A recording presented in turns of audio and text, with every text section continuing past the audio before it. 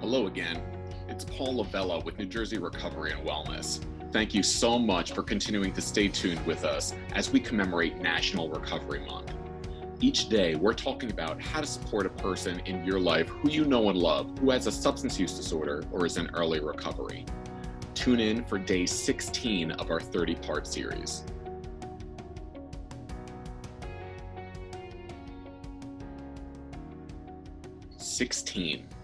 Plan for special events.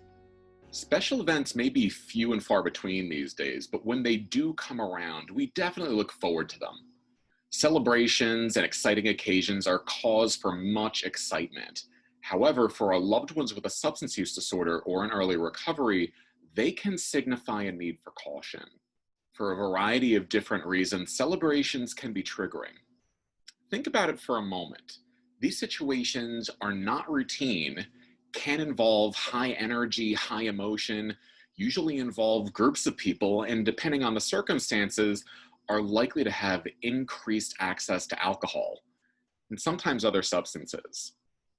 Special occasions, even though they're often positive and looked forward to, can bring up an opportunity for relapse or recurrence. How do you support a person in your life who has a substance use disorder? Plan for special events.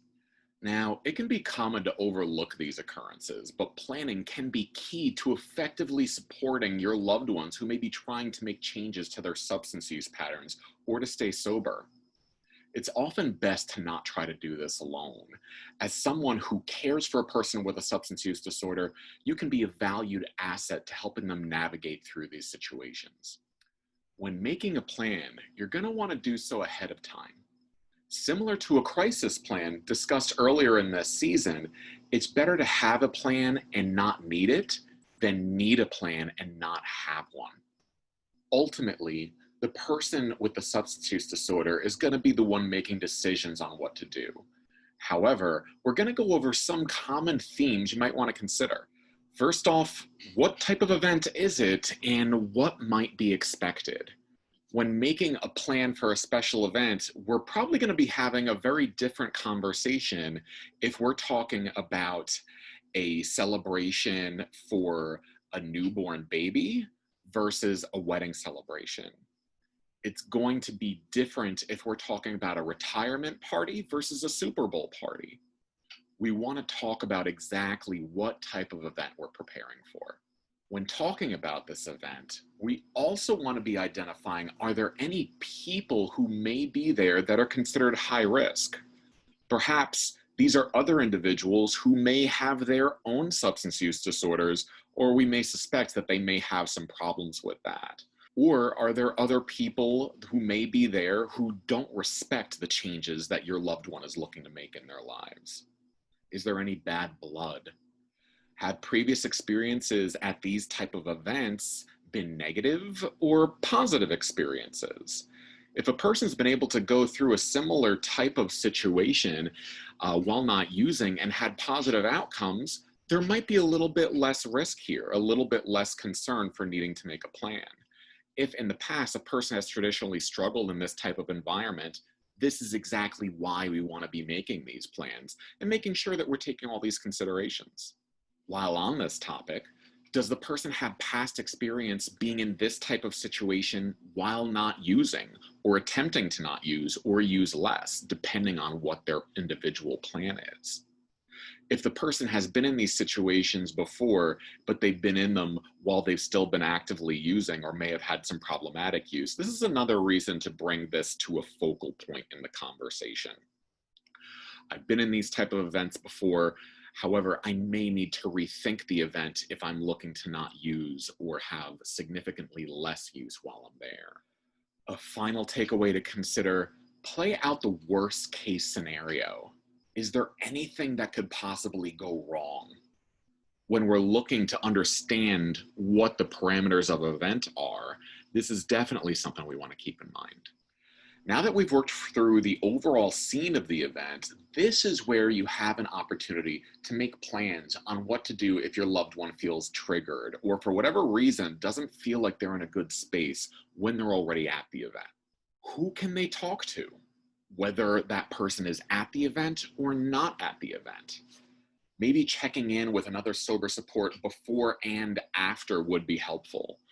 Maybe you can see if your loved one can bring a friend with them, someone who is a sober support, knows their situation, and would help bring some more comfort to your loved one while they are there. What can they do when they feel triggered or when they just don't feel right? There's a couple of ideas that are very, very common in these situations. You might want to consider stepping outside for some fresh air, taking a quick walk, stepping into another room to call a sober support, or excusing yourself to the bathroom just to have a moment of peace. It can also be a common suggestion to make sure that your loved one brings their own items to drink and always has something to drink in their hand. If you are at a celebration, an occasion, or a party of some sort and you don't have something in your hand, it can be very common for a person to offer you a drink. By already having something in your hand that you supply, we are taking away other opportunities for people to offer us substances. When is it time to leave? If the event tends to start to get a little messy a few hours in, you may want to arrange to come by early and check out early. Or of course, if there's an overwhelming situation that happens unexpectedly, you're gonna want to be able to identify what is going to be the time to leave. For these cases, it's also helpful if the person has a convenient method of transportation. Being able to drive themselves and not be responsible to drive others, using a ride-sharing service, or having a designated person who will leave with them and drive for them at any time, no questions asked. Where at the event can they take a break if they need to? For this, it may be helpful to check in with the host to see what they're comfortable with. Maybe there's a bedroom or a side den that's not being used for the gathering. That would be an ideal place. If you don't feel comfortable asking the host about this, another ideal thought may be being able to step into the bathroom for a few moments or stepping outside. And of course, if you're hosting the event, you may want to consider other ways to shift the event to be more accessible for those who have substance use disorder or are in early recovery. A few considerations here. Would you think about hosting a dry event? Or if you're not sure if you're comfortable doing that, you may want to consider setting up separate gathering spaces where people can be comfortable and enjoying themselves in each other's company. One with alcohol, one without alcoholic beverages.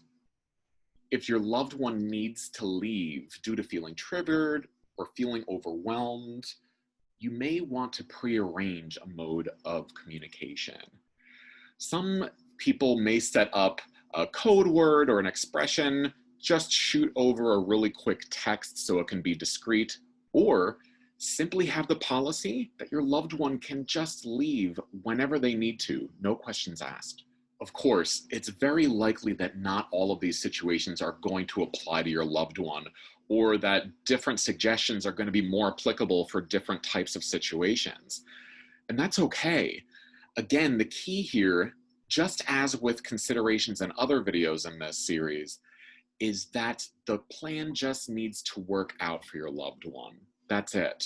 Take what applies, leave the rest behind. By discussing plans for special events, we can more successfully navigate through them and support our loved ones with substance use disorders as they begin or continue to make shifts towards a more healthy lifestyle.